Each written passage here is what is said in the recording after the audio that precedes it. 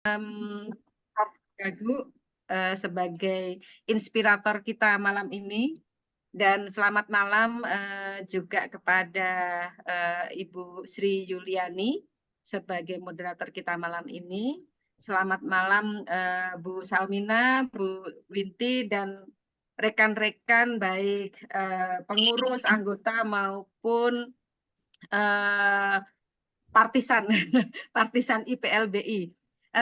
Ya, malam ini kita memulai acara inspirasi ya, teras inspirasi untuk yang kedua. Jadi acara teras inspirasi ini adalah merupakan suatu kegiatan yang kita gagas bersama untuk mendengarkan kisah, misalnya bukan kisah, pengalaman dari para profesor yang merupakan juga yang ikut menghidupkan IPLBI selama ini. Nah, untuk malam ini inspirator kita adalah Prof. Gagu, Profesor Dr. Insinyur Gagu Hardiman, beliau profesor di Universitas Diponegoro, dan malam ini moderator acara ini akan dimoderatori oleh Ibu Dr. Insinyur Sri Yuliani ST MA SC dari UNS atau Universitas 11 Maret. Ini memang acara yang merupakan apa ya, perbedaan ya, ada beda dengan acara teras yang biasanya juga kita lakukan.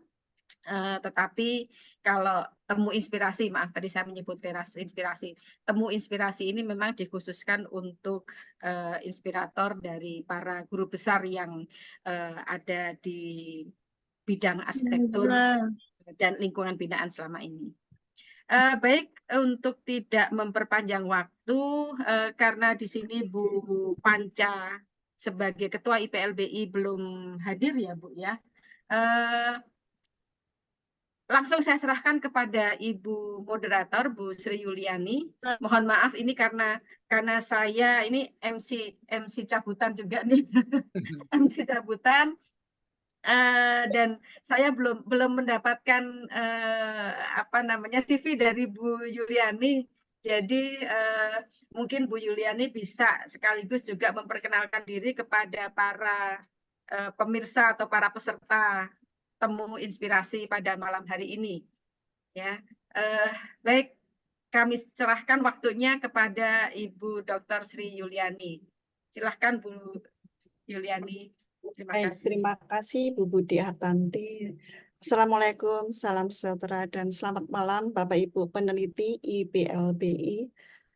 Pada kesempatan malam hari ini tentunya kita berbahagia karena kita bertemu kembali untuk bersama-sama mendapatkan inspirasi sebanyak-banyaknya, memotivasi kita walaupun background kita kebanyakan barangkali dosen, namun bahwa tugas dari dosen itu bagian dari Tridharma perguruan tinggi, kita punya kewajiban untuk melakukan penelitian.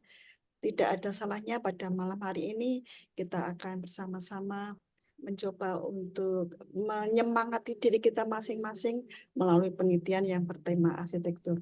Pada kesempatan hari ini mohon izin saya mendampingi Prof. Gagu sebagai moderator, dan mohon izin untuk memperkenalkan diri.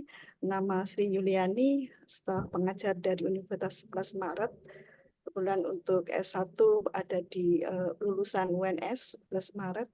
Untuk S2 lulusan dari James Cook University.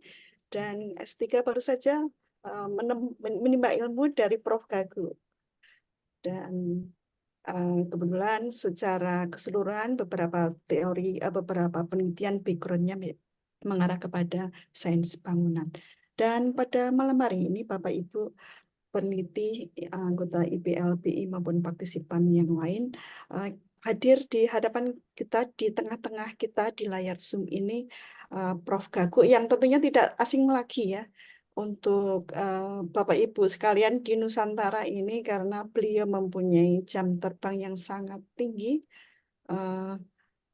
baik di dalam penelitian maupun dalam bidang uh, pendidikan yang baru-baru ini sangat semangat luar biasa, juga coret menyoret ya. Merupakan hobi yang juga sangat membanggakan dengan banyak prestasi. Pada mohon izin Bapak Ibu untuk menyampaikan CV yang pada malam hari ini menjadi narasumber kita untuk memberikan inspirasi meneliti. Ya, ini barangkali sudah mengenal semua beliau, Prof. Gago Hardiman, merupakan guru besar dari Fakultas Teknik Universitas Diponegoro. Saat ini masih bertempat tinggal di Semarang, ya, Prof. Ya. Kemudian untuk riwayat pendidikan, Prof. Gago ternyata alumni dari SMA Negeri 3 Jakarta, ya, barangkali Bapak Ibu yang berasal dari yang saat ini ada di sekitar Jakarta, ternyata beliau dulu alumni dari sana. Kemudian untuk sarjana muda maupun sarjana arsitektur dari Fakultas Teknik, dan untuk doktor untuk S3 dari University of Stuttgart, Jerman tahun 1992 sudah lulus. Dan berikut ini riwayat sebelum masuk ke sini dihadirkan oleh dihadirkan foto ya, foto Prof. Gago yang memang kemana-mana lengket dengan cucunya ini. Beliau sangat menjadi eyang yang sangat sayang cucu itu. Kemana-mana bahkan lomba-lomba mengikuti. Oke, kita kembali ke riwayat pendidikan sebagai tambahan dari pelatihan, kemudian kursus-kursus. Banyak sekali, ya, Bapak Ibu, banyak sekali pengalaman beliau dalam hal kursus, pelatihan-pelatihan, mulai dari kursus analisis dampak lingkungan, kemudian ada beberapa kursus yang berkaitan dengan pengamalan Pancasila, nasionalis, kemudian applied approach, pekerti AA, berkaitan dengan strategi pengembangan masyarakat, kemudian juga keprofesian, ya, IAI. Selain itu juga beliau aktif dalam beberapa anggota organisasi profesi maupun tenaga ahli di IAI, kemudian anggota tim pertimbangan perencanaan pembangunan daerah, kemudian juga reviewer buat jurnal Artek. Jurnal Artek ini merupakan jurnal yang berkembang sangat pesat, ya Bapak Ibu peneliti, barangkali membutuhkan publikasi, sebuah jurnal terakreditasi Sinta 2 dan saat ini sedang proses barangkali menuju Scopus. Nah, Prof. Gago juga aktif dalam publikasi karya ilmiah di beberapa jurnal, baik internasional maupun jurnal nasional terakreditasi, baik sebagai first author maupun sebagai second atau third author. Kemudian pengalaman publikasi dalam hal proceeding juga luar biasa, sangat banyak, tidak perlu diragukan lagi. Kemudian buku, ya, ada buku, kemudian ada penelitian yang berdana atau di kompetisi, kemudian kegiatan masyarakat. Ini banyak sekali dan tentu Bapak Ibu juga sudah mengenal lebih dekat dengan Prof. Gago. Nah, barangkali tidak perlu panjang lebar Bapak Ibu, kita akan langsung kepada penyampaian materi yang akan disampaikan oleh Eyang Gago, Prof. Gago, dipersilakan. Selamat malam. Assalamualaikum warahmatullahi wabarakatuh. Loh, kok langsung ini? Waalaikumsalam warahmatullahi wabarakatuh. Ini lembar 2 ini ya. Lembar 1 dulu ya. Ya. Assalamualaikum warahmatullahi wabarakatuh. Salam sejahtera untuk kita semua. Waalaikumsalam warahmatullahi wabarakatuh. Namo Buddhaya, Om Swastiastu, salam kebajikan. Ya. Terima kasih sekali ya kepada IPLBI, ya ini saya termasuk anggota, tapi meskipun belum mungkin belum, saya mau daftar secara resmi, malah lupa terus, tapi saya memang anggota IPLBI ya, mulai dari dulu pertemuannya di Cirebon ya.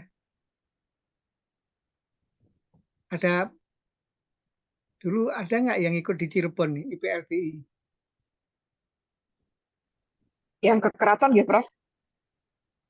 Sebentar, IPLBI di Cirebon. Itu Ya, tahun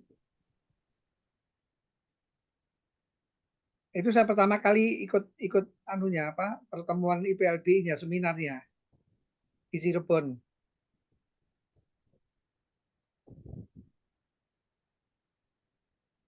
Waduh, sebentar. Nggak sulit dicari ya. Terima kasih terutama untuk ketua ya, jadi Ibu Panca nih sudah. Tanpa Bu Panca suasana kurang hangat karena Bu Panca ini ahli pemanasan ya. Kalau tidak salah, apa namanya itu? api, Prof. Pemanas itu loh, pemanas. Ahlinya beliau Bu Panca. Oh, sudah datang Bu Panca ya. Oh, kalau gitu gini. Sampun. Anjirnya rumian apa pembukaan dulu. Ya Allah. Ininya Ya, tetap ini nggak apa-apa. Monggo. Oke. Yang saya, suara saya terdengar deh. Oh iya, jelas. Baik, terima kasih.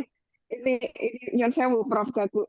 Saya Bahasa tadi Indonesia salah Bu, ini banyak yang nggak bisa bahasa Jawa. enggak apa-apa, awalnya aja.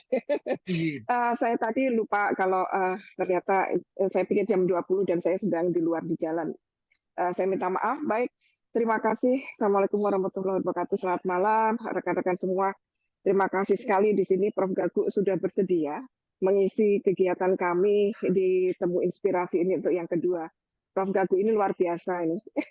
Beliau tadi sudah menyampaikan sedikit, beliau sangat aktif di dalam grup-grup kami gitu ya, grup WA group, kemudian juga Prof. Gagu ini masih di ini Prof, di salah satu sebagai Dewan Pengawas. Oh iya, masih. Di pengurusan.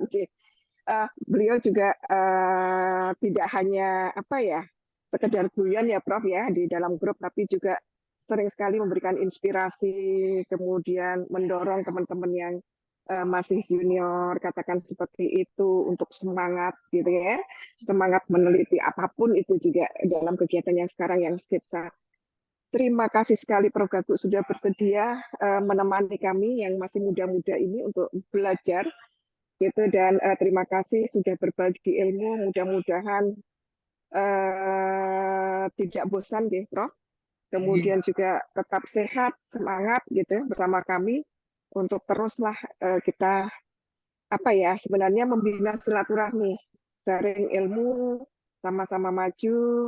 Kemudian kami yang masih muda-muda ingin pasti masih membutuhkan bimbingan dari guru-guru kami.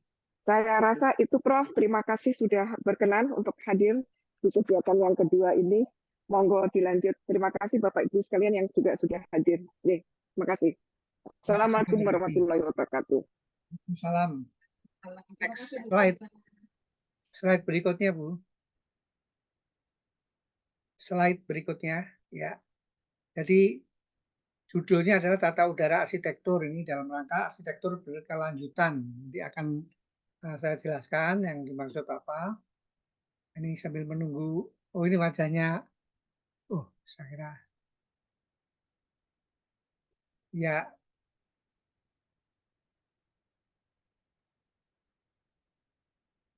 Ya, memang penelitian ini memang menyangkut dari fisika bangunan atau ilmu bangunan, building science. Karena building science juga sangat luas, maka saya mengkhususkan dalam diskusi ini adalah tata udara. Ini next anunya slide-nya mana slide-nya? Bu Winti, tolong diganti share ya Bu. Ini gak gerak nih Bu.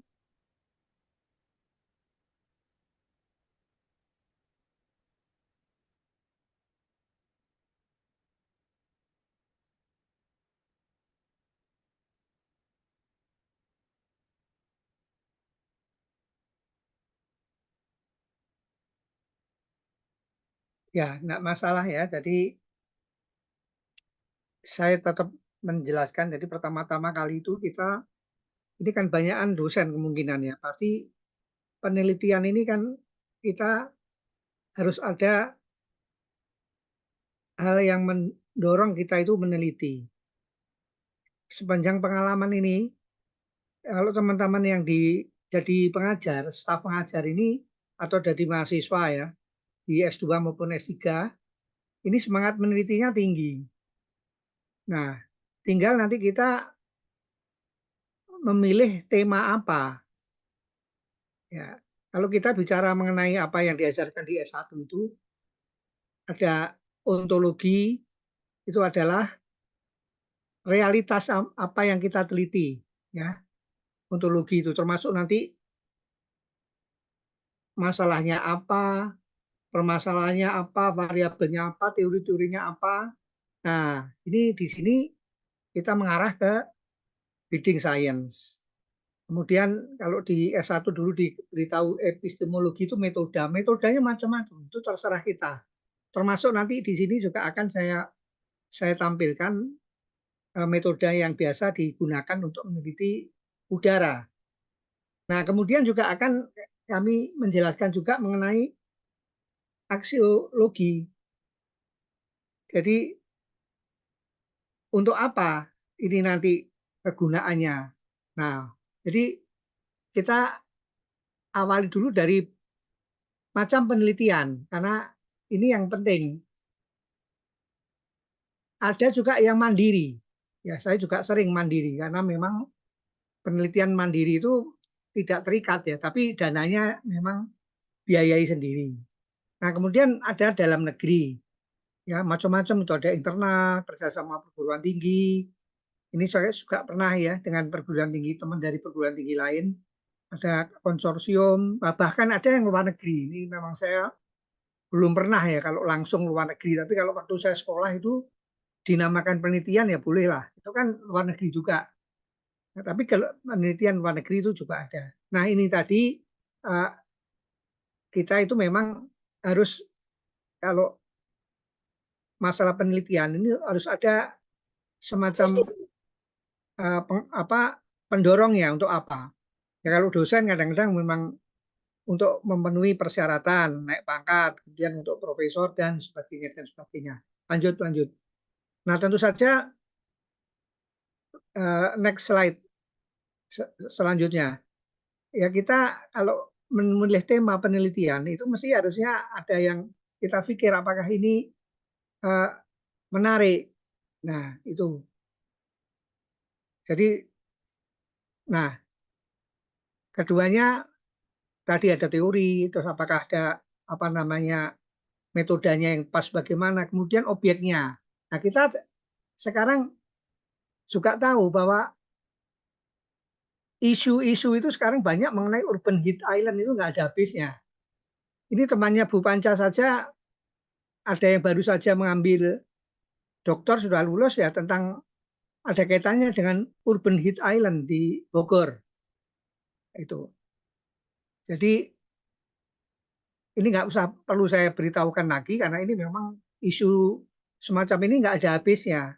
Ya, mulai ada Carbon Trade Center, ada urban heat island dan sebagainya dan sebagainya. Nah, mulai dari ini kita perkecil lagi nanti ke tata udara. Lanjut. Nah, dalam penelitian fisika bangunan atau building science, itu kita juga harus memahami tadi ke objeknya, lokasinya. Jadi ada isu tadi, ada apa namanya teori-teori itu yang berlaku umum, juga ada masalahnya metode, kemudian objeknya di mana, lokasinya di mana, lokus, ataupun kalau nggak lokus ya kasusnya di mana. Itu yang hijau itu di tropis lembab. Jadi di tropis lembab ini memang karakteristiknya kita sudah tahu semua ya. Jadi iklimnya tuh tetap selalu panas lembab. Cuma bedanya nanti ada musim kemarau yang sedikit hujan, musim penghujan banyak hujan. Sebenarnya mirip-mirip saja. Yang bedanya curah hujannya. Pemecahan desainnya ya sepanjang tahun sama, ventilasi itu sangat perlu. Nah, ada pelindungan radiasi, ada pelindungan hujan, itu otomatis ya. Tapi di sini adalah ventilasi udara. Berarti perlu sekali. Nah, maka itu saya memilih ini tema memang tata udara. Dari apapun, penelitian apapun tetap ada tata udara. Misalnya Bu Panca ini ahli pemanasan ya, pemanasan ruang dan lain-lain tentu saja, bukan hanya itu.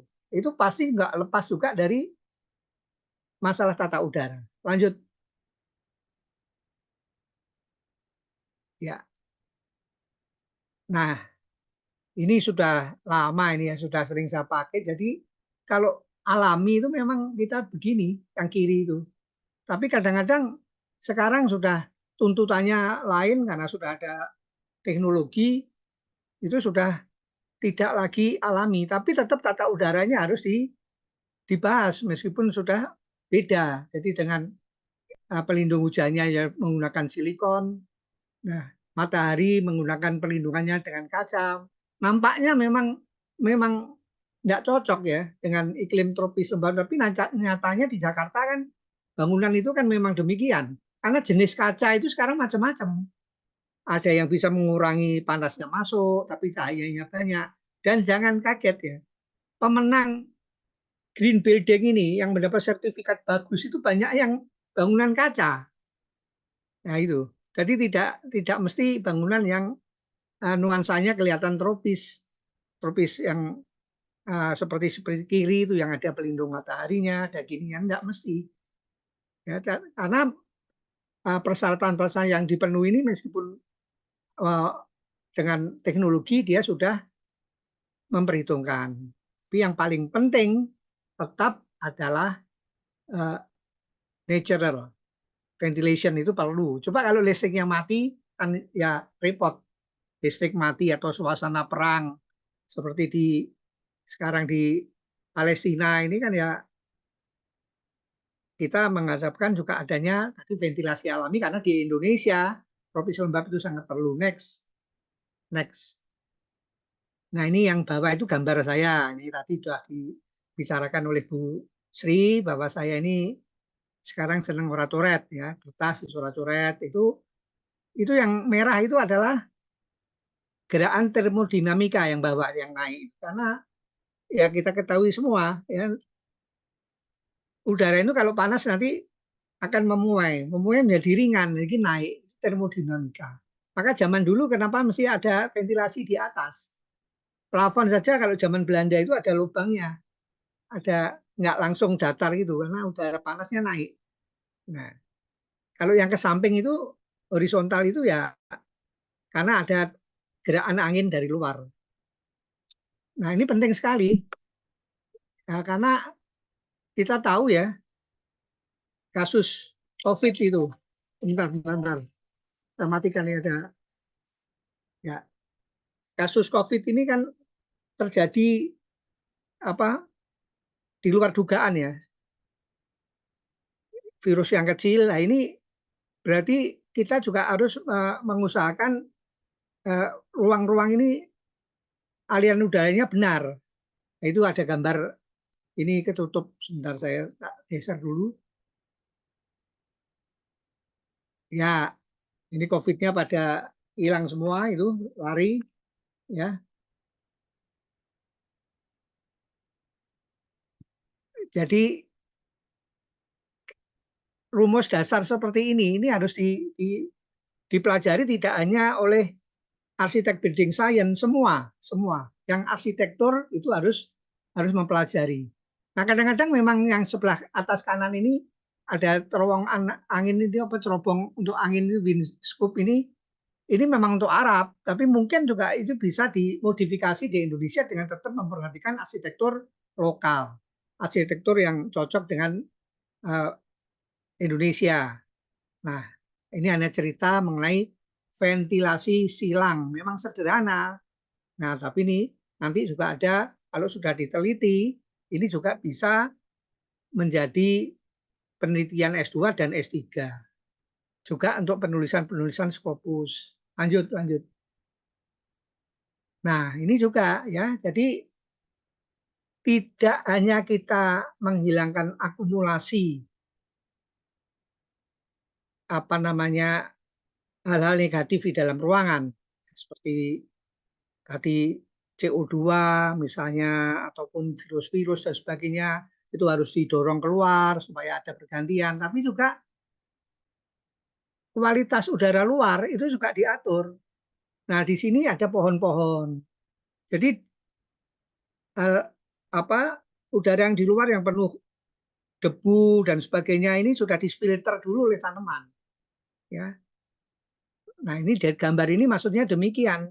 Nah, maka itulah kita juga harus memperhatikan bahwa misalnya kita membuat atau pengembang itu real estate itu harus ada tanaman-tanaman di sekitarnya, itu seperti gambar saya yang sebelah kiri itu. Ini gambar saya ini memang kebetulan cocok dengan gambar yang di atas ini diambil dari Devi. Ya, ini gambar seperti itu banyak. Cuma ini kan memang relevan ya. Jadi demikian. Jadi udara ini memang demikian. Lanjut. Jadi dari pergerakannya itu dari lanjut tekanan tinggi menuju ke tekanan rendah. Nah, ini juga perlu sekali. Ini memang di S1 diajarkan, tapi banyak yang lupa bahwa ini tuh selalu dipergunakan prinsip keseimbangan termal. Nah, kalau di Jerman pun sebetulnya sama, ada pergantian udara ventilasi, ada karena udara itu harus ada penggantian udara bersih itu, karena kalau tidak nanti ada akumulasi virus dan sebagainya. Selain itu O2-nya habis, oksigennya menjadi CO2. Hanya saja memang tidak sama, makanya ada rumusnya persamaan termal itu. Kalau di sana memang ada untuk misalnya artificialnya dia pakai pemanas, ya. Kalau kita pakainya AC. Tapi untuk yang tradisional banget di sana yang sistem pasif juga ada. Tapi ya sekarang untuk di kota-kota ya nggak mungkin lah. Kayak di Indonesia juga di kota-kota sekarang ya pakainya AC. Nah, ini harus dipelajari. Ya, jadi tidak berarti kalau AC itu tidak boleh atau tidak mengutamakan ventilasi alami. Ventilasi alami itu harus nomor 1. Baru nanti kita memikirkan yang buatan artifisial. Contohnya kalau listrik mati gitu aja. Listrik mati ya sudah panas kalau tidak ada ventilasi alami. Lanjut. Nah, ini istri saya ini. Waduh. Lagi masak ini. Apa ini? Dapur. Nah, ini juga perlu diperhatikan untuk arsitek apapun. Makanya namanya kan tata udara arsitektur. Karena kita dalam berarsitektur, dalam mendesain dan sebagainya itu harus memikirkan ini. Ya. Jadi itu ada satuan-satuan, misalnya nitrogen dioksida, sulfur dioksida itu berapa ppm, ya, part per million berapa. Ini ada ukuran-ukurannya. Selama 24 jam harus berapa. Nah, itu. Jadi, nah ini bisa menjadi bahan penelitian. Itu yang penting. Saya lagi membimbing juga mahasiswa ini. Satu, meneliti tentang kualitas udara. Yang dulu di USU itu sudah lulus, ya. Pembimbing utamanya Pak Profesor Satwiko, saya penguji dari USU. Itu kualitas udara dalam sekolah dasar teliti. Kemudian ada lagi ini saya hanya menguji ini meneliti tentang rumah sakit ada. Jadi kualitas udara rumah sakit. Saya dulu pernah juga menguji di Parahyangan, promotor. Ini juga hampir mirip ya juga di rumah sakit. Jadi kelihatannya sederhana ini memang demikian. Tapi ini kalau sudah dijadikan penelitian kita tinggal cari objek apa. Tadi sekali lagi apa yang isu yang bagus? Oh, rumah sakit. Isunya apa? Ada nggak itu metodenya? Ada nggak teori-teorinya? Kemudian kita cari lokusnya, objeknya. Oh ini. Nah, ya. Jadi ini kalau sudah mulai diteliti, nah ini baru timbul hal-hal yang harus diukur dan sebagainya. Nah, ini menjadi bermakna ya untuk penelitian. Dilanjutkan coba. Next.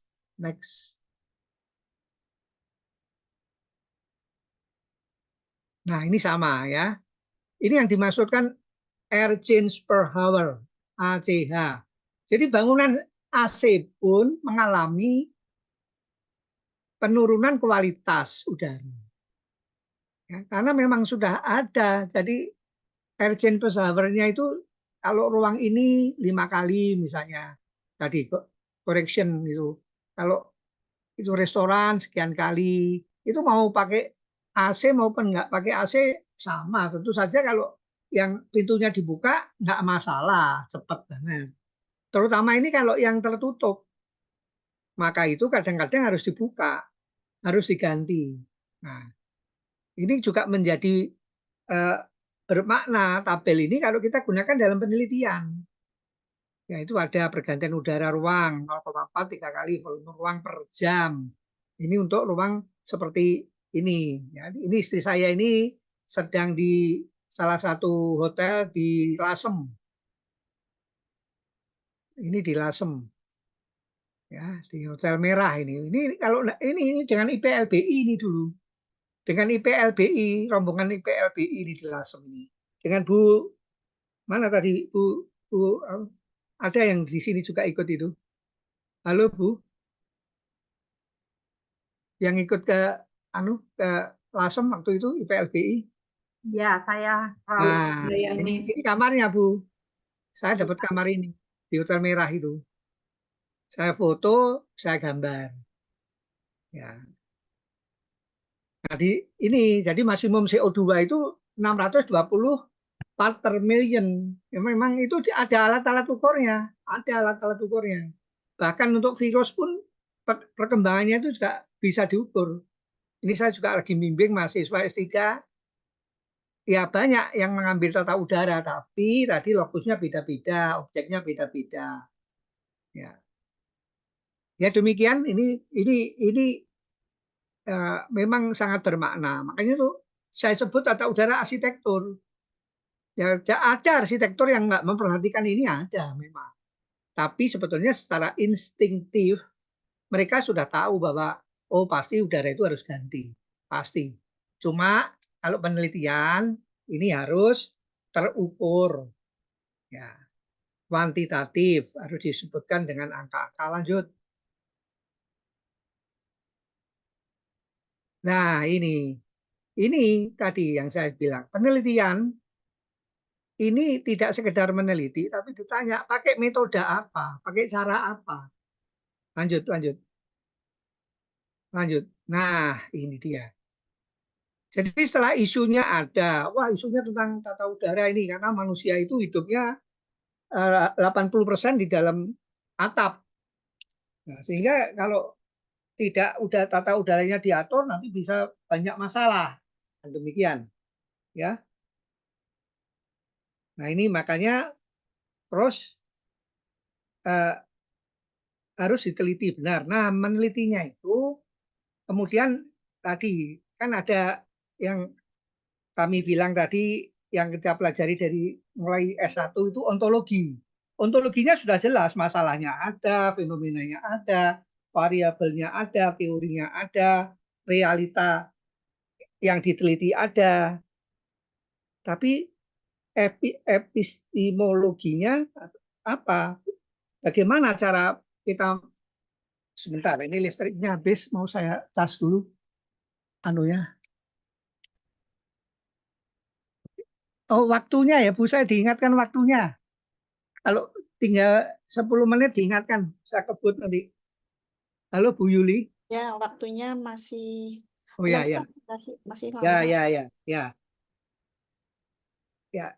Jadi yang setelah itu bagaimana metodenya? Nah, kuantitatif metodenya pastilah kayak gini ya, pasti kuantitatif. Ya, nggak bisa kalau kita pakai kualitatif, ya ada lah.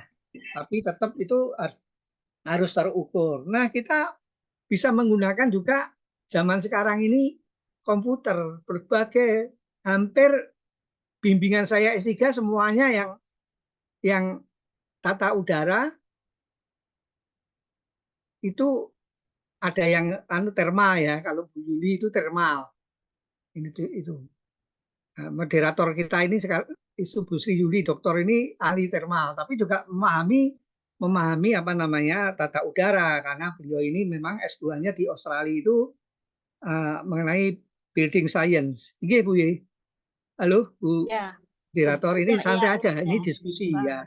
Ah, Maka titelnya kan tropical Trop Ars ya. Ya Bu ya. ya, tentang tropical arsitektur. Nah, tadi di awal ada tabel yang hijau itu tadi toh. Iya. Itu tropical. Tadi loh tabel yang apa macam-macam iklim di dunia. Nah, jadi sekarang kalau kita sudah memakai komputer, nah ini harus paham nomor 1, 2, 3. 1 drawing, karena harus digambar. Karena ini adalah menggantikan kondisi asli. Jadi kalau asli itu ke 1:1. Mau kita buat maket 1:10 atau 1 berapa, itu agak kesulitan. Nah itu kita pindahkan bangunan itu seolah-olah benar tapi dalam komputer. Nah sehingga nomor 1 drawingnya itu harus benar dengan AutoCAD, SketchUp dan sebagainya. Bagaimana kalau kita tidak ahli, bisa kerjasama? Nah ini saya selalu menganjurkan kerjasama.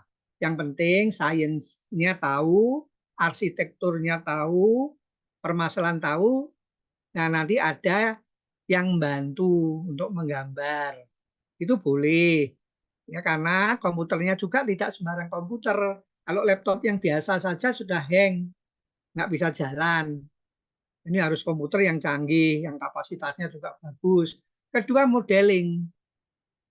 Nah, jadi dia harus dibuat 3 dimensi. Itu juga ada Rhinoceros, ada SolidWorks, ada 3D Max. Saya paham nama-namanya.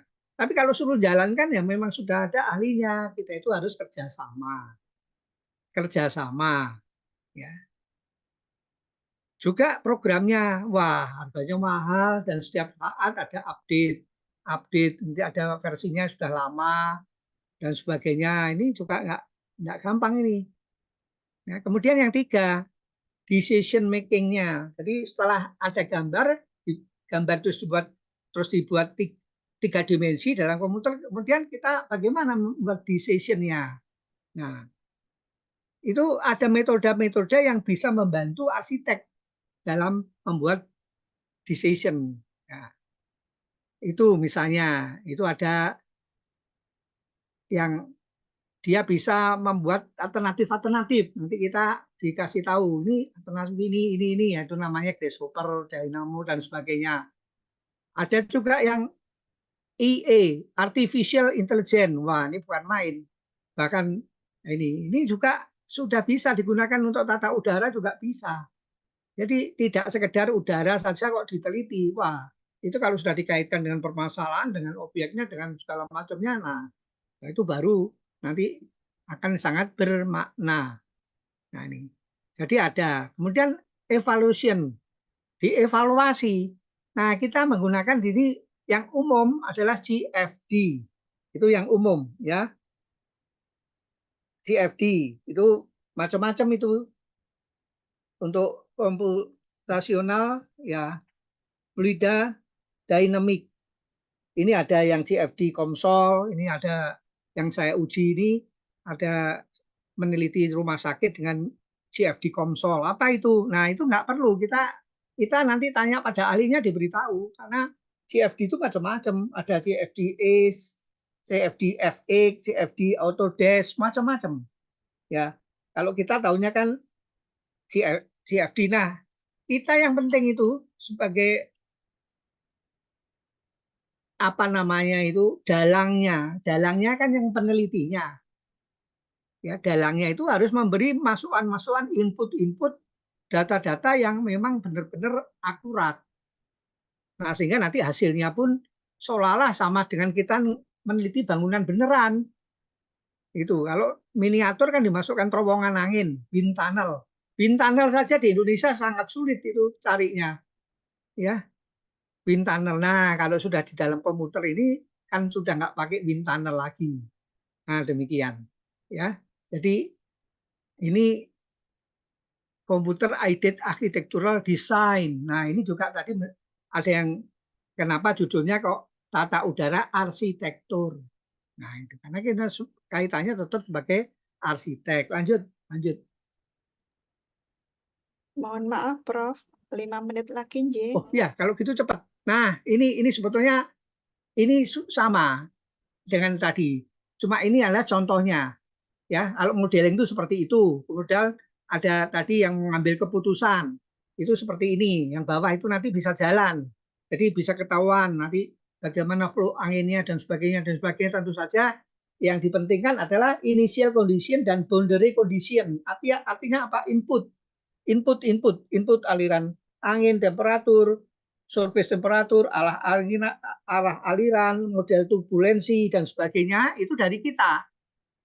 Nah, kemudian dimasukkan sehingga nanti seperti kita ingat ada garbage in, garbage out. Jadi sampah masuk, sampah keluar. Nah, jangan sampai yang masuk itu sampah. Nah, inilah pentingnya penelitian. Lanjut. 5 menit ini, lanjut. Harus cepat ini. Nah, ini yang paling penting, yang paling bawah ini. Langsung aja. Verifikasi. Jadi alat yang akan digunakan itu harus diverifikasi dulu. Kemudian divalidasi, ada kalibrasinya. Nah, ini gunanya supaya nanti bahwa apa yang kita gunakan itu benar. Ya, jadi ada nanti prosesnya itu benar. Ya, lanjut. Nah, tadi bahwa intinya itu pasif dulu. Kalau aktif ini apa namanya? Itu lanjutannya. Jadi harus aktifnya benar dulu, pasifnya sehingga diisi aktif. Kalau listrik mati, kondisi perang dan sebagainya, ini kan nggak ada listrik. Nah, ini kompleks banget kalau diceritakan lama, namun inilah jadi pertimbangan-pertimbangan kita. Jadi kita harus tidak hanya memandang misalnya meneliti satu ruangan saja tidak, bagaimana lingkungannya. Lanjut. Nah, ini juga. Ini saya baru saja membimbing yang namanya Sali Apitupulu. Ini ada yang kenal ya. Ini dokternya di Unpar. Saya jadi promotornya di Unpar. Ya. Beliau dosen dari UKI. Ini meneliti bangunan di Jatinegara, Rusunawa, besar. Nah, tapi intinya sebetulnya ini bahwa jendela-jendelanya itu dilihat yang cocok mana, apakah tiap lantai itu harus sama. Dalam desain umumnya sama, tapi dalam penelitian nggak boleh. Apakah lantai 1 sama lantai 5 sama? Karena keperluannya beda. Nah, ini baru namanya research. Wah, nanti keluarnya beda. Karena dipengaruhi ketinggian, luas ruang, posisi, dan sebagainya. Nah, itu. Lanjut. Nah, ini juga bidang-bidang bukaan. Ini contoh saja. Ini semuanya nanti bisa diteliti. Saya pernah meneliti, membimbing juga dokter ya. Itu hanya meneliti dia keseimbangan antara shading device dengan besaran lubangnya itu dicari optimumnya. Wah, itu saja sudah luar biasa sulitnya ya. Jadi semua bagian itu bisa diteliti. Masih kurang 3 menit. Lanjut. Nah, ini jadi rancangan jendela-jendela ini kemarin juga Bu Napitupulu ini lulusnya bagus sekali itu, dapat nilai sangat bagus. Ini diteliti benar kalau jungkit ini bagaimana nanti anginnya, kalau begini bagaimana. Nah, ini memang riset itu demikian. Jadi kaitannya dengan tata udara juga akhirnya nanti, karena tata udara itu juga dipengaruhi dari inputnya, dari inletnya, juga nanti outletnya dan sebagainya. Lanjut. Nah, ini tadi kan ada aksiologi. Ini Pak Gagung ngomongnya kok kayak S1 ya, itu nggak bisa, memang demikian. Ada ontologi, ada epistemologi, ada aksiologi. Kalau S1 dihilangkan, ya nggak ada gunanya. Aksiologi lah untuk apa? Nilai-nilai kegunaannya apa? Nah, ini saya pernah meneliti ini, yang kiri atas itu salah satu paten. Itu ada nama saya nih, Gagung Ardiman. Ini paten ini nggak langsung keluar ini. suruh memperbaiki ini sampai 3 tahun. Itu beberapa buku. Yang bawah kanan itu buku ilmiah, yang lainnya tuh penelitian. Gereja Santo Yosef diteliti. Ini sudah ada ISBN-nya keluar, Menara Kudus, kita teliti itu.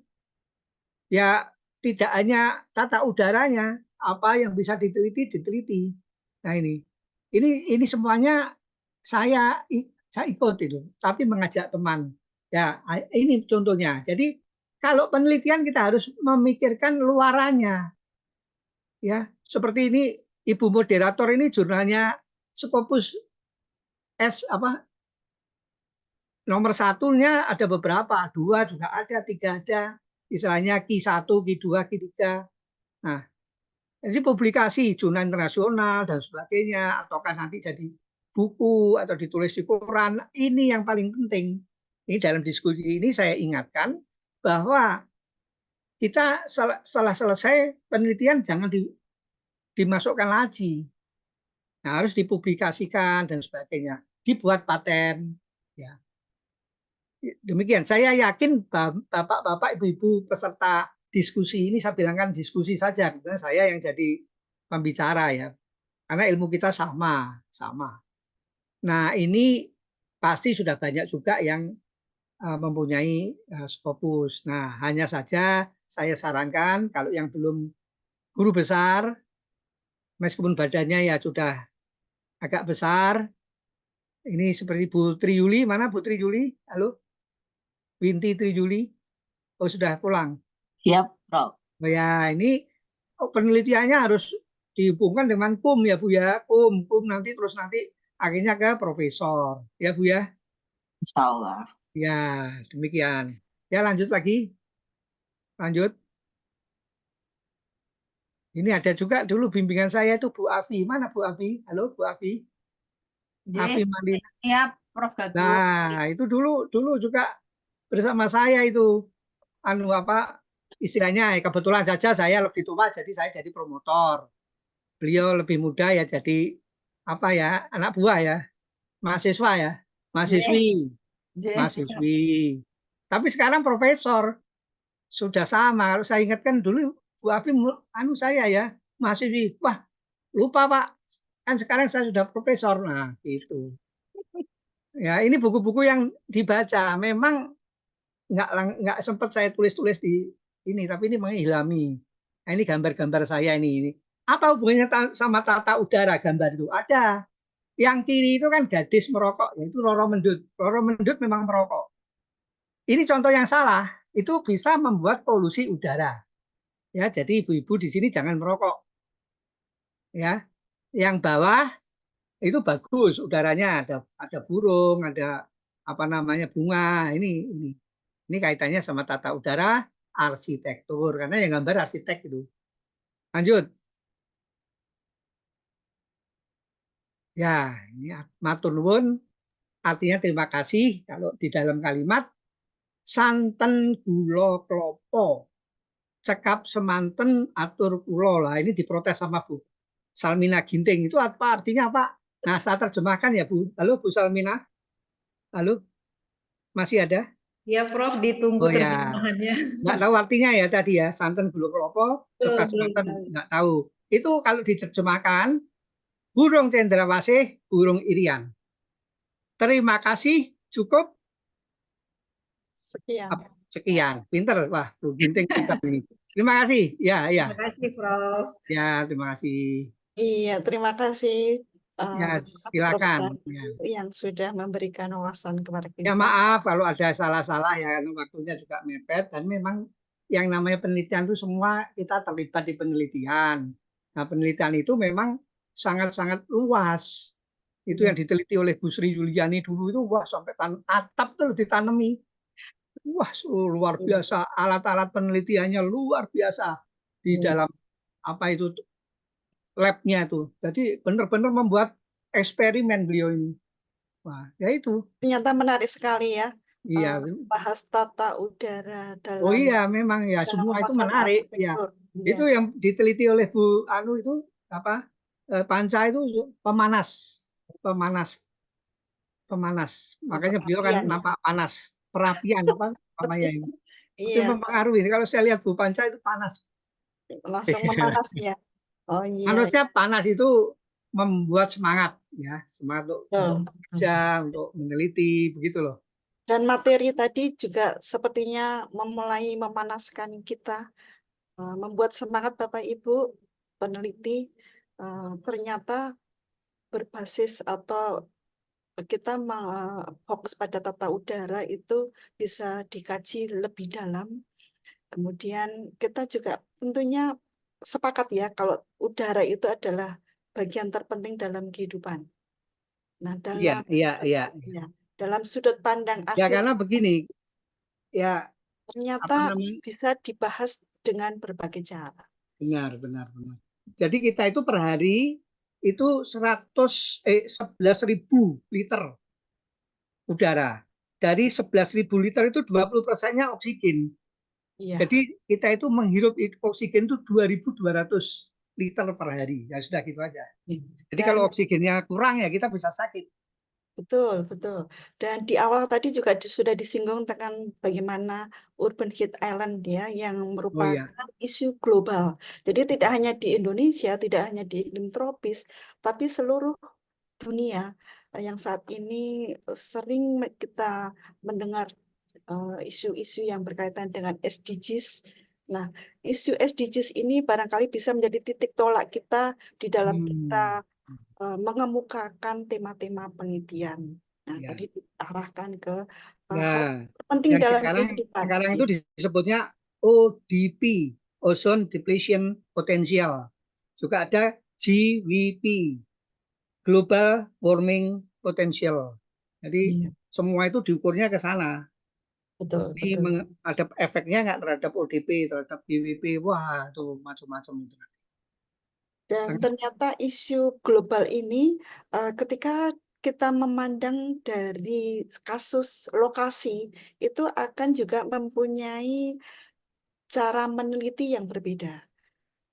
Dan ya, kemudian akan muncul celah penelitian atau celah riset yang memungkinkan kita untuk melakukan studi lebih dalam sehingga nanti kita akan mendapatkan state of the art-nya.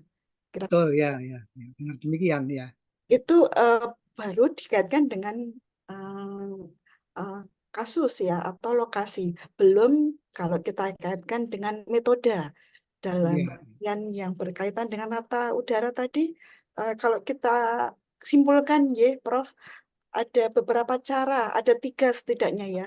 Cara yang pertama adalah simulasi dengan menggunakan alat bantu tadi ya berbagai software.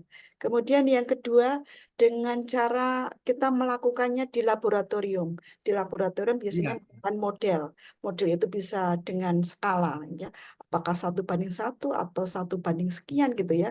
Di Undip ada itu ya rumah kecil yang ya, digunakan ya, benar, benar. Ya. gitu ya. Ya, Ada oke. dua. Ya, Ya, kemudian yang ketiga adalah kita langsung ke lapangan. Gitu. ya, ya. Jadi dari metode ada variasi, dari kasus ada variasi. Ini bisa memberikan kita motivasi, inspirasi untuk melakukan penelitian. Dan di awal tadi juga Prof. Gagu menyampaikan bahwa ternyata penelitian itu ada backing dana ya. Jadi kalau misalnya kita ingin menguji apakah tema riset kita itu berbobot, katakan begitu. Kita ingin kompetisi dengan beberapa jalur, bisa dari tingkat universitas, ya bisa dari dalam negeri, bisa dari luar negeri, dari universitas, dari kementerian, ya, yang barusan kemarin muncul dari BIMA ya. Di Ya, BIMA ya. ini juga banyak menawarkan penelitian-penelitian. Dan Bapak Ibu Oh peneliti, ya, bisa di-download itu. ya, Ada linknya. Ya. dan barangkali kesempatan di malam hari ini membuka kepada kita kesempatan untuk saling menjalin kerjasama. Karena ternyata kerjasama untuk meneliti antar universitas saat ini juga sudah punya banyak tawaran, ya, Prof. Ya, Ya. iya, iya. Jadi berdasarkan Memang penelitian yang baik itu kan jangan sendiri. betul. Kalau sendiri itu nanti kalau waduh ini saya tipu lah. Nah, nggak ada teman diskusi. Oh, ini Betul. kok sulit ya, dibuat gampang aja. Nah itu. Jadi sendiri itu ada negatifnya. Bukan bangga nanti uangnya untuk sendiri, bukan. Yang bagus itu malah justru harus teamwork. Ya, Dan ternyata penelitian itu tidak hanya berhenti kita mendapatkan temuan apa dari penelitian, tapi ada semacam barangkali kalau bisa dikatakan kewajiban berkaitan luaran itu kan. ya, itu adalah kita perlu mempublikasikan. Ya, Dalam bentuk ya, jurnal, memang harus dalam demikian. buku, begitu ya. Aksiologi, kalau di S1 disebut aksiologi. Ya. Ya. Jadi barangkali dari apa yang kita bahas pada malam hari ini tentang tata udara arsitektur juga berkaitan dengan perspektif penelitian arsitektur dalam beberapa kompetisi, kemudian peluang-peluang kerjasama, dan barangkali juga berkaitan dengan publikasi. Ada hal-hal yang ingin ditanyakan dari Bapak Ibu yang hadir di malam hari ini di diskusi yang bertema tata udara arsitektur. Dipersilakan, barangkali bisa nulis di chat atau bisa raise hand. Silakan.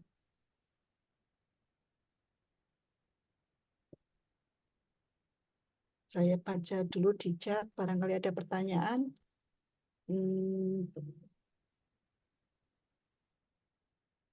Seperti dari chat belum ada, atau mungkin bisa langsung raise hand, silakan. Kalau masih belum ada yang bertanya, mungkin kita bisa mancing masih. Oh iya, ada Bu Handayani. Bu Handayani, dipersilakan langsung saja, Bu Handayani. Baik, terima kasih Bu Yuli. Silakan. Pertanyaan saya buat Pak Gagu nih, sebetulnya karena ketidaktahuan dan apa membuat saya jadi penasaran gitu. Tadi yang Bapak perhatikan, yang Bapak berikan contoh kan rasanya masih sebatas bangunan low rise ya. Yang saya pertanyakan itu bagaimana kalau dia medium rise, jadi dari sekitar 8 sampai 12 atau belasan lantai gitu. Tadi ada urban heat island tadi. Seperti di Jakarta ini kan banyak sekali bangunan bertingkat, terutama karena kaitannya dengan ekonomi gitu. Jadi apa namanya tuh konsol-konsol itu sekarang dihapuskan dan bangunan tuh slim, kemudian rata gitu ya. Nah dari hasil pengamatan Pak Gagu gitu, kalau saya mempertimbangkannya berkaitan dengan struktur, berkaitan dengan beban dari si building tadi. Adakah misalnya penelitian yang dilakukan di rumah sakit? Sekarang rumah sakit kan nggak cuma 4 lantai, 6 lantai. Sekarang rumah sakit pun bisa sampai 12 lantai gitu.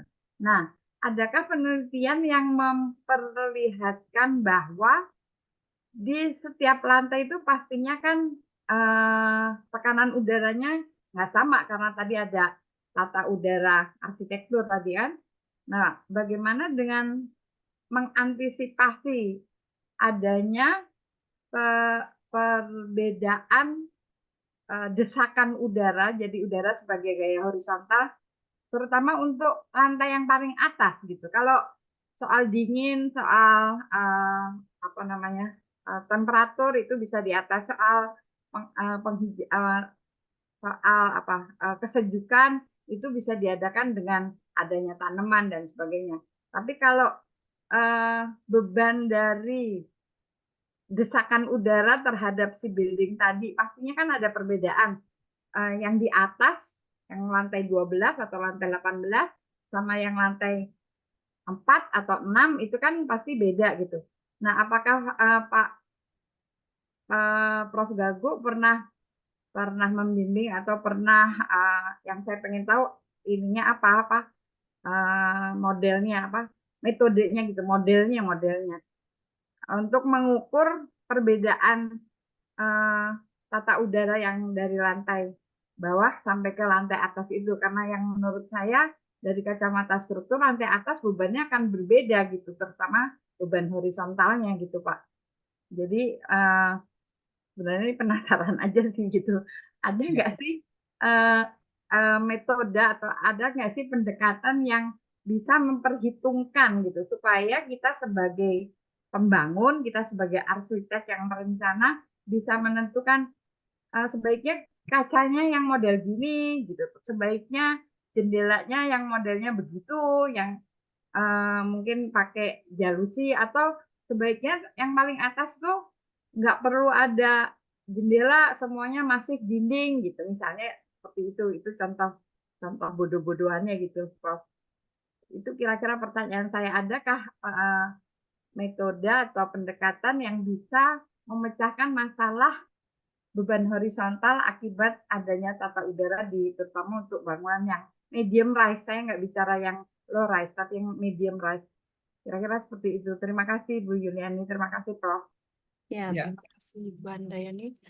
Akan langsung Ya, bisa ya. diberikan respon, monggo. Ya. Terima kasih. Jadi sebetulnya tadi cuma kebetulan gambarnya itu tidak ada yang bertingkat. Itu semua sebetulnya juga berlaku untuk bangunan bertingkat. Contohnya tadi yang saya cerita, saya baru saja membimbing tuh tahun kemarin sebagai promotor ya, Saudari Sal Napitupulu. Ini dosen di UKI. Beliau meneliti bangunan bertingkat itu di Jatinegara, Jakarta. Beberapa persis dengan pertanyaannya Bu Handayani. Persis. Beliau mempertanyakan, apa iya jendela itu kalau lantai 1 sama lantai 10 sama? Apakah juga bukaannya sama? Ternyata enggak sama, sudah terbukti. Nah ini nanti Bu Handayani bisa ke UKI Bu, pinjam tesisnya Bu, disertasinya.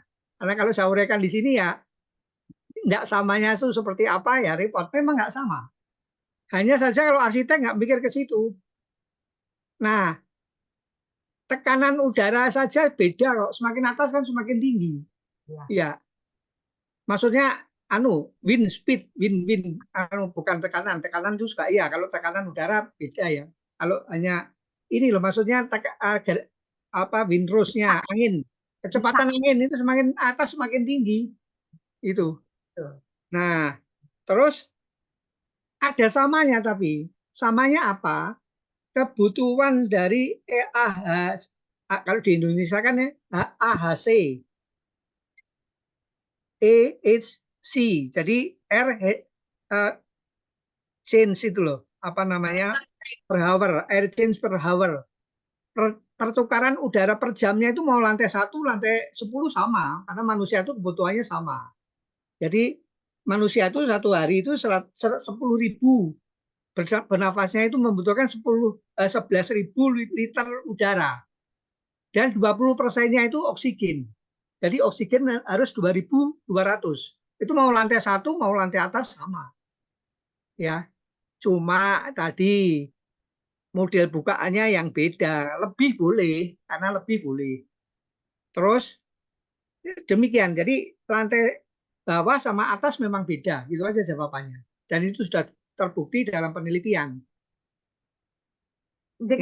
Satu lagi. Jadi kalau kita itu arsitektur, itu berpikirnya tidak boleh berpikir hanya satu tata udara saja. Kita akan juga komprehensif, memikirkan juga struktur, memikirkan juga matahari, maka ada double fasad atau macam-macam itu.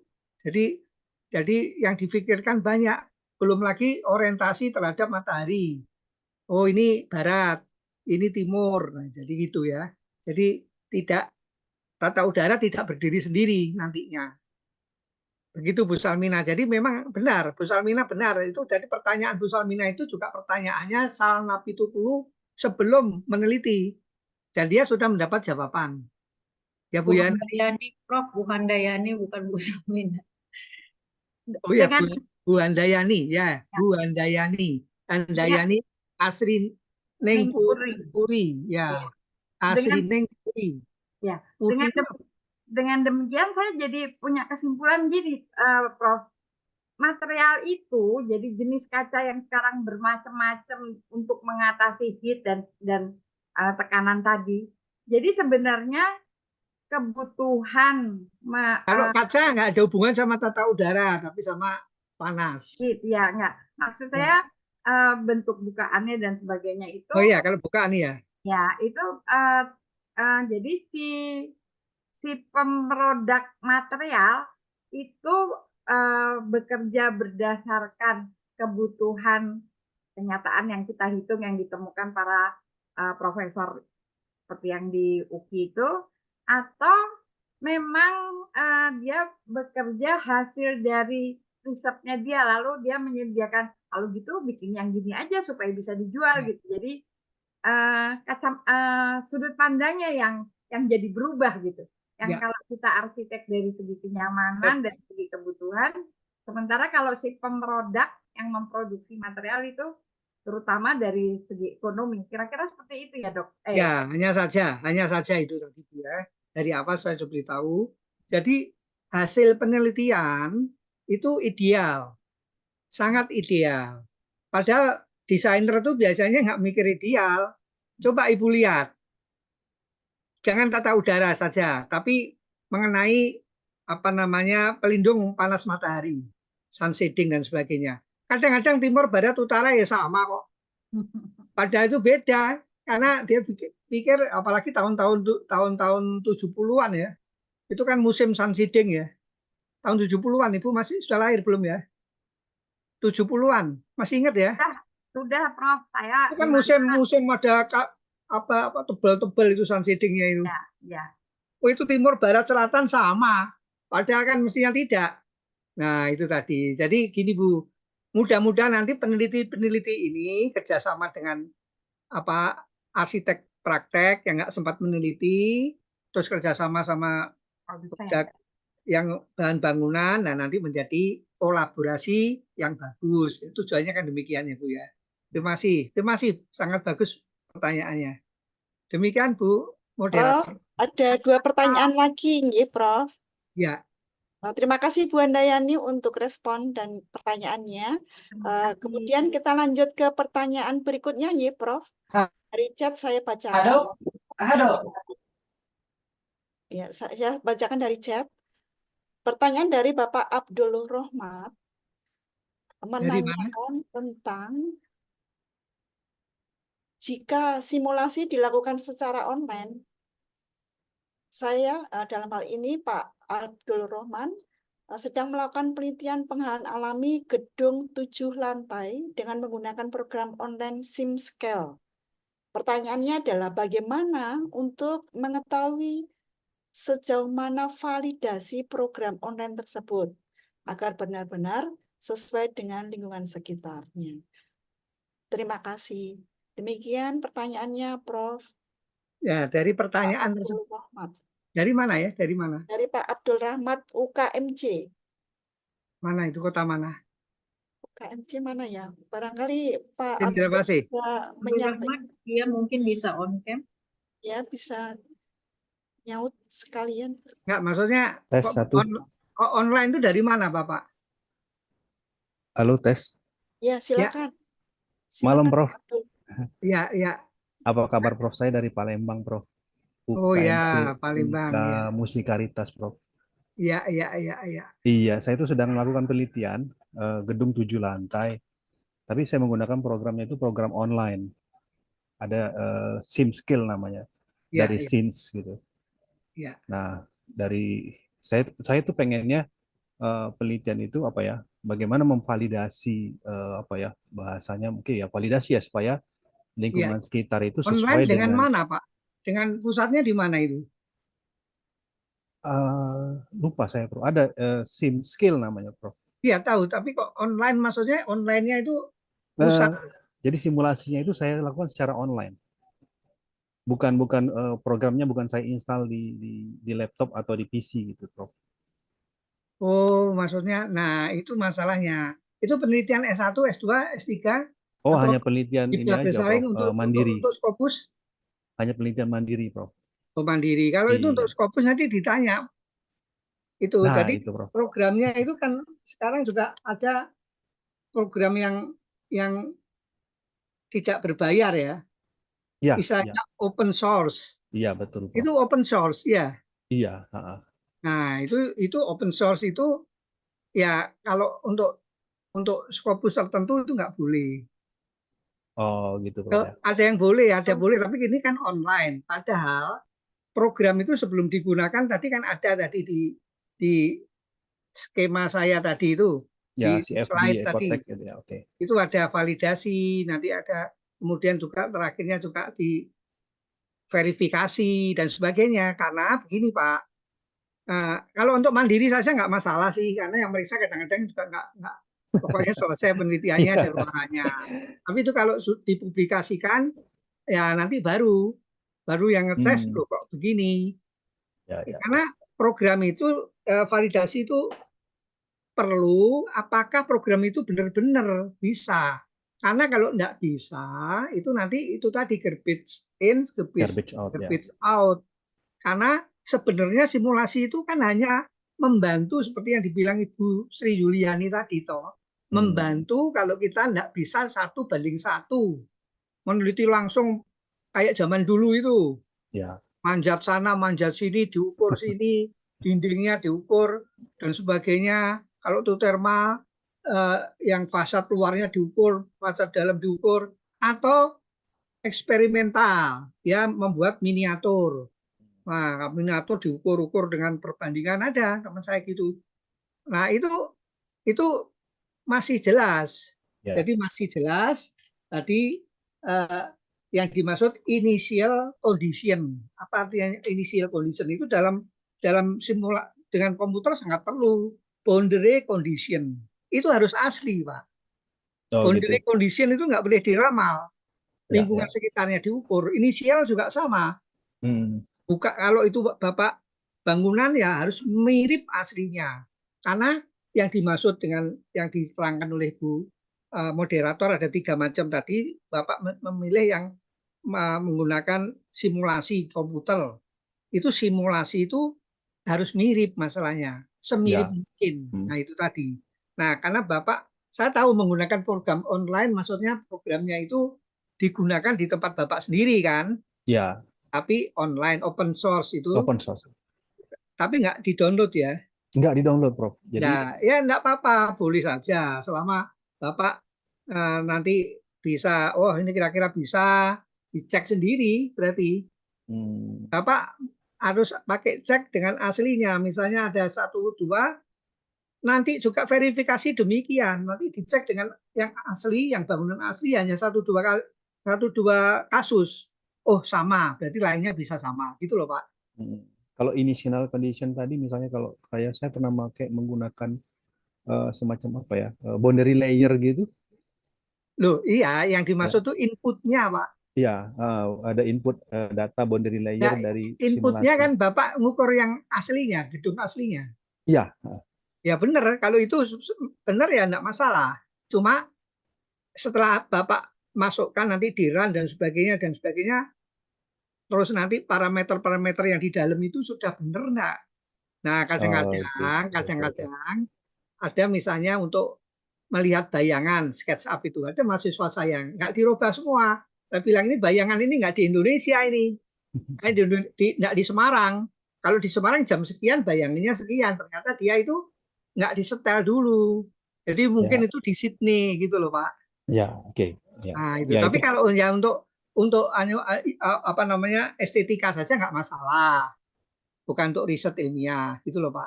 Iya, Tapi baguslah Bapak teruskan sendiri karena itu mandiri. Ya Bapak sadar ada garbage in, garbage out, berarti Bapak sudah menghindari hal itu kan? Iya, mencari sebagus mungkin apa yang dan nanti tetap ada verifikasinya Pak. Ya, Prof. Terima kasih, Bagus Prof. lah. Ya semoga sukses Pak ya. Iya. Ya. Lagi buat apa modelnya di AutoCAD, nanti diimport ke DXF baru. Ya kalau AutoCAD itu baru drawing itu Pak. Iya, iya Prof. Lagi buat Seperti model tadi 3D-nya. Bapak kalau pengen tadi filenya semua peserta di sini boleh dapat filenya kok dari Bu Sarmina Ginting, tinggal dikirim. Oh gitu Prof. Kalau enggak ya dari saya boleh hubungi. Iya Prof. Kan enggak rahasia. Dikirim sekarang ya Prof? Apa? Untuk materinya mau dikirim sekarang? Loh, ya tergantung. Kalau ada yang perlu boleh minta ke Bu Sarmina Ginting, panitia. Nanti panitia ngirim lewat WA. atau lewat saya atau lewat Bu Moderator boleh semua. Iya. Oke, terima kasih Prof. Ya, Oke. terima kasih. Ini Ya. Bapak ini juga apa? Sudah guru besar Pak ya? Oh, belum Prof. Wah, tapi sudah pakai Belum. toga. Oh, enggak, itu waktu jadi Kaprodi Prof. Oh ya, ya. Dulu Prof Gagu asesor kita Prof di Oh ya, Palembang. ya. Di Palembang ya benar. Iya. Saya baru Iya. saja juga ke sana ke Oh ITB ya? tadi. ITB Palkomtek. Oh, DB Palkomtek. Ya, Iya, ya. baru saja ke sana. Malamnya makan-makan sama Bu tadi apa? Winti Triuli, Winti Triuli. Wenti Triuli dari Unsri Ya. Prof. Porsinya di sana porsi Portugal, Pak ya. Iya, Gimana Prof? porsi makanannya Portugal. Apa Apa itu itu Prof? protokol, Prof? Porsi tukang gali besar banget. Jadi pesen apa nasi goreng itu banyak banget. Itu porsi Portugal. Dulu makannya di Musi Riverside kita Prof. Ya. Oh ya, ya ingat Iya, saya. di pinggir Sungai Musi. Ingat Musi, ya. Iya Prof. Oke, terima kasih ini Ya, semoga sukses sharingnya, Pak Prof. ya, Pak Iya, Abdul Rahman. makasih Prof. Selamat Ya. malam. Sukses Pak Abdul Assalamualaikum. Rahman. Ya. Waalaikumsalam. Kita lanjutkan ya Prof ya, pertanyaan yang berikutnya dari Bu Ya. Jun Ekawati, ini dari Unkri. Ini ya. Selamat malam Bu Jun. Mau dibacakan atau langsung Bu Jun? Monggo dibacakan Bu Yuli. Oh ya, saya bacakan Bu Jun. Apa kabar Bu Jun? Baik, baik. Alhamdulillah. Selamat malam Prof Gagu. Assalamualaikum. Waalaikumsalam. Ya. Pertanyaan Ini, dari Bu Jun Ekawati Unkri. Peningkatan konsumsi energi di perkotaan banyak disebabkan oleh penggunaan AC pada bangunan, baik rumah tinggal maupun bangunan publik. Untuk Iya. mengurangi konsumsi energi, bagaimana tata udara untuk high-rise building di perkotaan? Apakah memungkinkan jika menggunakan natural ventilation? Demikian pertanyaan dari Bu Jun. Silakan Prof Gagu. Ya, zaman sekarang ini Bu Jun nanti harus belajar BIM ya Bu ya. Building Information Model, karena di situ bisa semuanya diintegrasikan. Ya, diintegrasikan data-data informasi itu dari manajemen, dari ini. Jadi kita tahu apa istilahnya itu efisiensi penggunaan energi. Zaman sekarang itu memang kalau saya sih sudah tua, ya itu saja ingin mengingatkan, yang muda harus. Ada lagi BMS, Building Management System. Ini program semua. Nah, tadi saya luruskan. Semua bangunan itu di lini pertama, yang paling penting adalah natural ventilation. Dianu dulu, dicerna dulu. Baru kedua, kalau kita mall nggak ada AC-nya nggak jadi ke mall, karena orang itu ke mall memang cari dingin. Orang mau ke bank nggak ada AC-nya nggak mau, karena nanti petugasnya mbak-mbaknya itu bau keringat semua. Ya. Tapi kenapa kok tetap lini pertama adalah natural ventilation? Karena apa? Untuk air change per hour-nya itu penggantian udara itu memang bisa juga pakai in-house kayak ex-house tapi in-house itu. Jadi inlet dengan apa namanya itu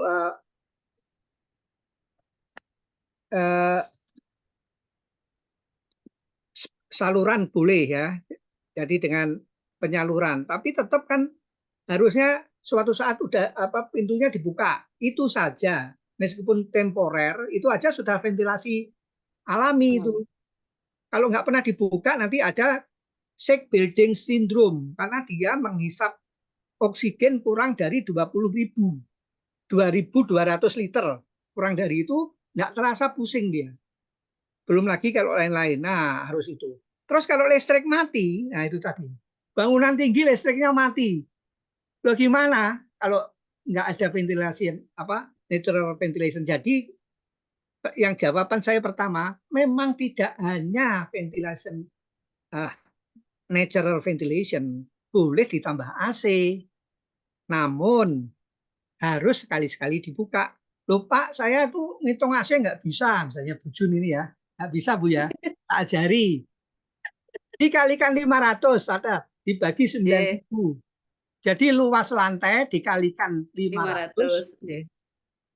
dibagi Dapat PK. 9.000. Coba, kalau 16 Nggih. meter ketemunya berapa?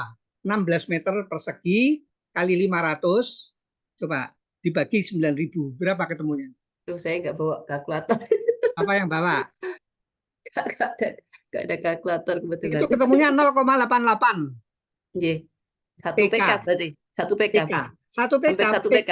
PK itu apa toh Bu PK itu? Power apa Nah, ya? salah. Salah. PK bukan power. Kalau power itu Bahasa ini ya, bahasa Belanda kayaknya ya. PK, Pakrah. Kerah. Makanya Belanda, orang nggih. Jawa kalau bilang kerah itu kan tarung, namanya kekuatan. Pakrah.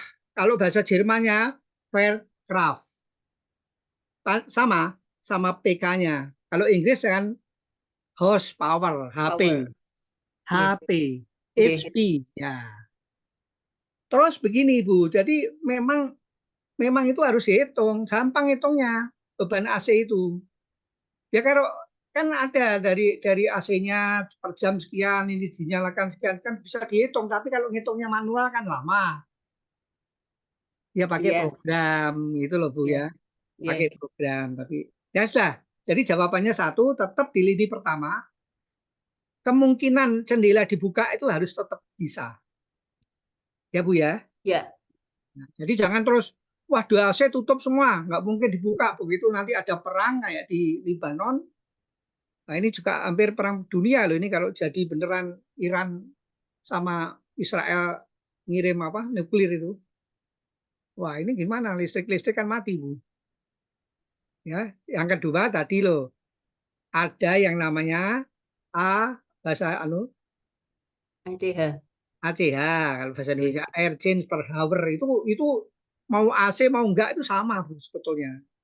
Cuma gantinya kalau AC itu tidak setiap detik. Kalau kantornya tutup dibuka gitu loh Bu. Atau pakai inlet saluran khusus. Nanti ada exhaust-nya yang kotor dibuang, enggak diputar terus. Sekali-sekali dibuang datangkan yang baru. Nah, idealnya karena secara bodoh saja itu kan terjadi akumulasi bakteri toh, virus, bakteri terus asap rokok, kemudian pengurangan kualitas udara karena dihisap O2-nya keluar jadi CO2. Nah, CO2 dibatasi juga. Tadi ada tabelnya loh Bu ya. Oke. Nah, nanti Ibu kalau lupa tabelnya tadi, ini bisa nanti minta Mbak Gago ya. Oke. Filenya dikirim. Demikian Bu ya. Oke. Dihafalkan loh Bu Maaf, nanti kalau mungkin saya lanjut sedikit ini, Prof. nanti kalau sudah tabelnya dihafalkan. Nanti kalau keluar ujian enggak lulus loh kalau enggak bisa. Tapi kecenderungannya ujiannya Mbak sekarang Gago itu desain biasanya kan open banyak. book. Kalau Iya. ujiannya Mbak Gago open book biasanya.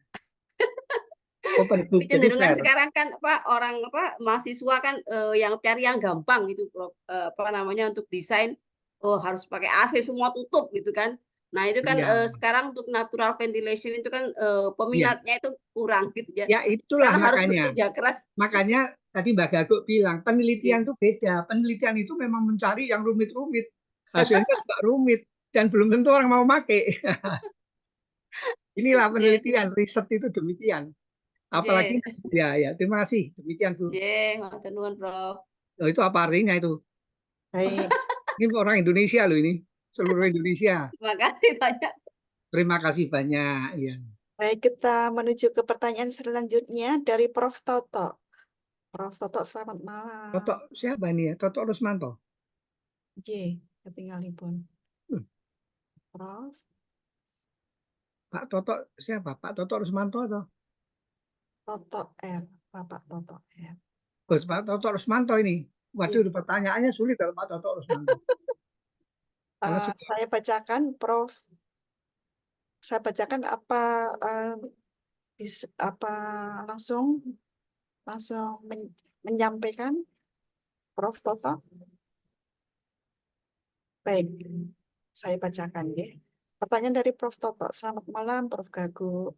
Pada ruangan yang menerapkan ventilasi silang, apakah ada aturan yang ideal berapa volume udara yang dibutuhkan setiap ruang agar tetap merasa nyaman maksudnya ya. Nah, Hal tersebut berkaitan dengan penentuan tinggi plafon. ya tadi kan ada tabelnya, Bu. Coba dibuka tabelnya. Ya, Kan ada tadi. Ya di situlah. Jadi tergantung ruangnya. Ya, tabel. Nah, itu coba itu dibesarkan. baik. Yang kirinya dihilangkan. Calculate energy per hour. Nah, itu. Bukan, kalau ini kandungan. Yang tadi benar, yang benar, yang tadi. Kepencet, maaf, kepencet.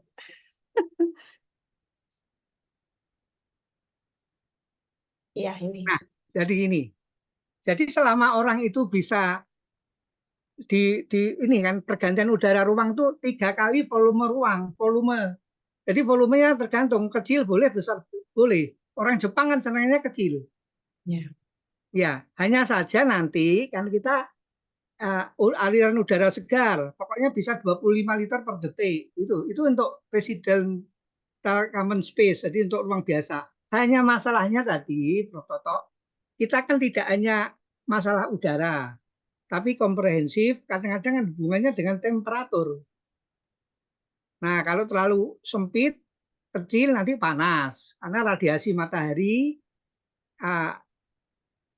tidak memakai atap dingin. Apa itu atap dingin? Atap yang pakai zaman dulu itu kan ada wuwungan itu loh. Jadi atap itu kan tidak langsung kosongan langsung masuk. Kan ada plafon, antara plafon dan genteng itu kan ruang kosong loh itu. Itu untuk menahan lajunya panas. Itu kalau Bu moderator itu ya, kan ada OTTV, overhead transfer value, ya ada roof, ada untuk roof dan sebagainya. Jadi itu ada pengaruhnya di situ. Jadi digabung nanti Prof, luas itu. Hanya saja kalau luas ketinggian ruangan tadi, ruang tidur tingginya plafon itu 3 meter aja masih bisa, masih logis lah. Ya, tapi kalau rendah ya kita jadikan penelitian. Kalau menurut Bu tadi moderator itu kan state of the art meneliti ketinggian plafon terhadap kenyamanan. Nanti tingginya sekian bagaimana sedikitnya, wah itu bagus untuk penelitian ini. Ya, ya demikian ya. Jadi ventilasi silang itu yang menentukan tadi aturan-aturan tadi air change per hour-nya, terus bagaimana manusia itu bisa bernafas dengan baik, itu berapa sekian-sekian itu angkanya saya lupa, nggak ingat soalnya. Ya. Yeah. Baik, Prof. Gagu. Terus yang penting itu pergantian udara segar itu harus itu. Kalau enggak itu terjadi sick building syndrome. Jadi dia dingin di dalam, nyaman. Dingin itu kan temperaturnya. Tapi kualitas udaranya jelek. Nah, ini yang bahaya. Ya, terima kasih. Baik. Terima kasih pertanyaannya. Kemudian ya pertanyaan Prof. Toto sekaligus pertanyaan terakhir, Prof. Gagu, sebelum kita akan tutup diskusi kita, barangkali ada closing statement dari Prof. Gagu, silakan Prof. Oh ya, terima kasih. Jadi memang tadi kita itu kan 80% hidup di bawah atap dan kita sudah pernah ada COVID-19. Itu artinya 19 itu tahun 2019. Ya. Itu yang di Wuhan, Cina, itu menjadi masalah dunia. Ya, jadi 3 bulan langsung oleh WHO ditentukan sebagai gejala pandemi internasional lah, dunia. Nah, sehingga kita menjadi sadar bahwa kualitas udara itu sangat perlu. Gitu, karena tadi kita hidupnya 80% di atap, kualitas udara yang perlu. Nah, meskipun arsitek itu ada berbagai pertimbangan, tentu saja estetika itu yang penting ya. Kalau nggak indah kan nggak mau arsitek. Ada struktur kuat. Itu yang paling penting itu performance juga nomor 3. Performance itu termasuk tata udara. Ya. performance. Ya, di samping ekonomi, kontekstual dan lingkungan, performance. Jadi ini close statement, kita tidak boleh mensepelekan atau menyederhanakan atau menganggap tidak penting masalah performance. Itu juga antara lain tata udara.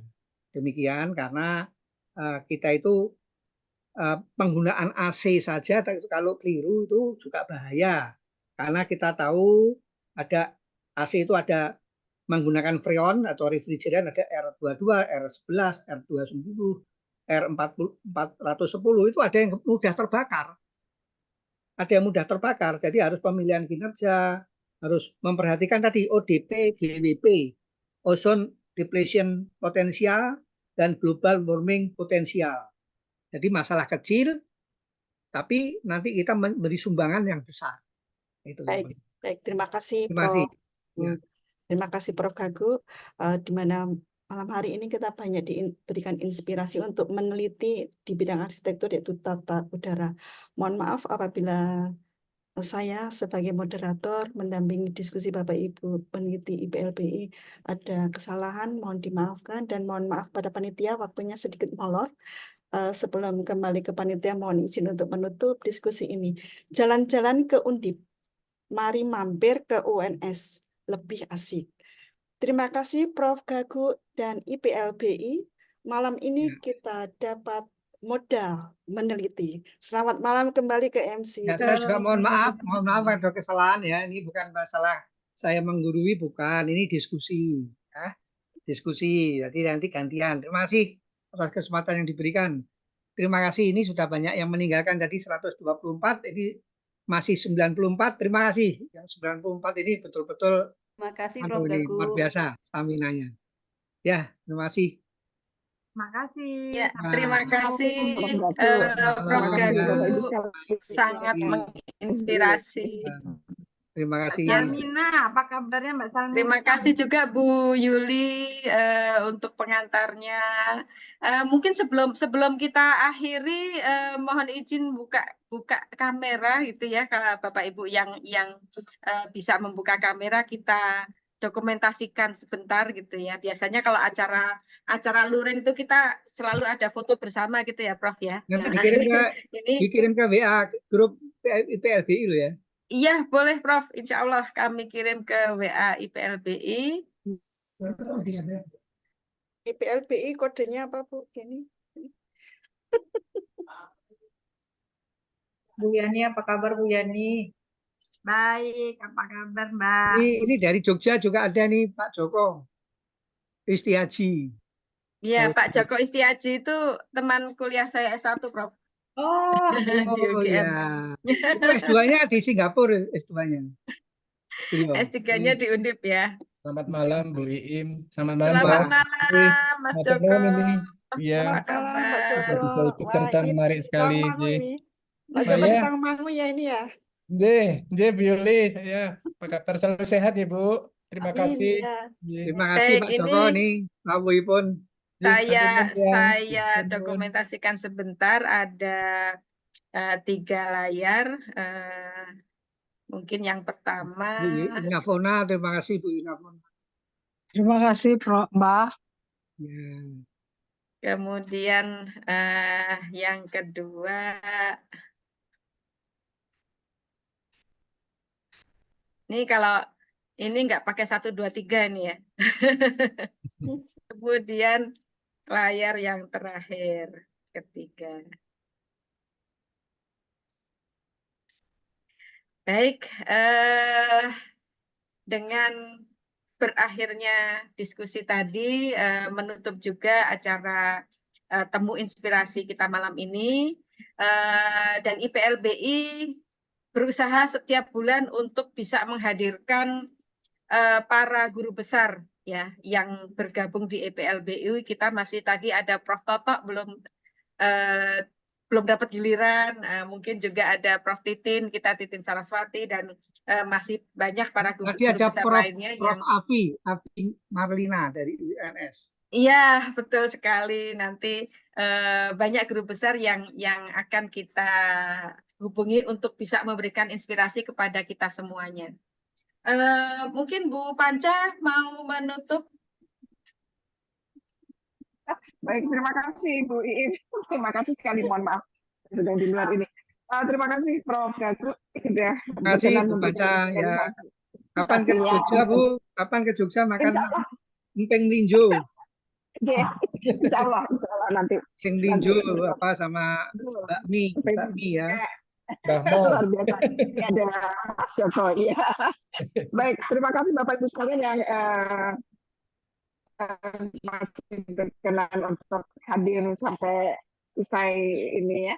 Dan tadi sudah disampaikan Bu Iin, insya Allah nanti kita tiap bulan akan menghadirkan guru besar untuk menginspirasi kita semua. Terima kasih.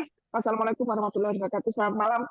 Terima kasih moderator juga. Selamat malam, terima kasih semuanya. Terima kasih Wassalamualaikum semuanya. warahmatullahi Selamat ya. wabarakatuh. Terima Mohon kasih, maaf Bu. jika Bu ada Yuli, terima kekurangan. kasih. Selamat malam. Terima kasih Prof, terima kasih Bu.